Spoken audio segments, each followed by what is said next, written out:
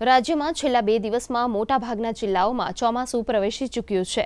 હવામાન વિભાગે આજથી 24 જૂન સુધી રાજ્યમાં સાર્વત્રિક વરસાદની આગાહી કરી છે.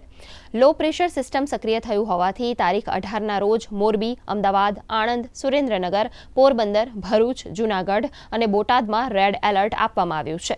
તો તારીખ 19ના રોજ બનાસકાંઠા, પાટણ, મહેસાણા સહિત ઉત્તર ગુજરાત, સૌરાષ્ટ્ર, ભાવનગર, અમરેલી, ગીર સોમનાથ તેમજ દમણ, દાદરાનગર હવેલી અને વલસાડ તથા નવસારીમાં વરસાદનું ઓરેન્જ એલર્ટ આપવામાં આવ્યું છે. તો મધ્ય ગુજરાતમાં પણ વરસાદ અને ગાજવીજનું યલો એલર્ટ આપવામાં આવ્યું છે.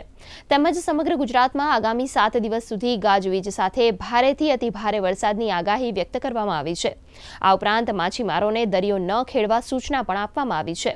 વરસાદના કારણે મોટાભાગના જિલ્લાઓમાં તાપમાનનો પારો 3 થી 4 ડિગ્રી ગગડ્યો છે અને અમદાવાદ, ગાંધીનગર તેમજ ભુજમાં તાપમાન 37 ડિગ્રી નોંધાયું હતું. તો અમરેલીમાં સૌથી ઓછું 28 ડિગ્રી તાપમાન नोंधाયું હતું. इसमें सारे जिला में वार्निंग दिया गया है अगले 3 दिन तक, मतलब आज 17, 18, 19 जून तक फॉरेस्ट वार्निंग दिया गया है.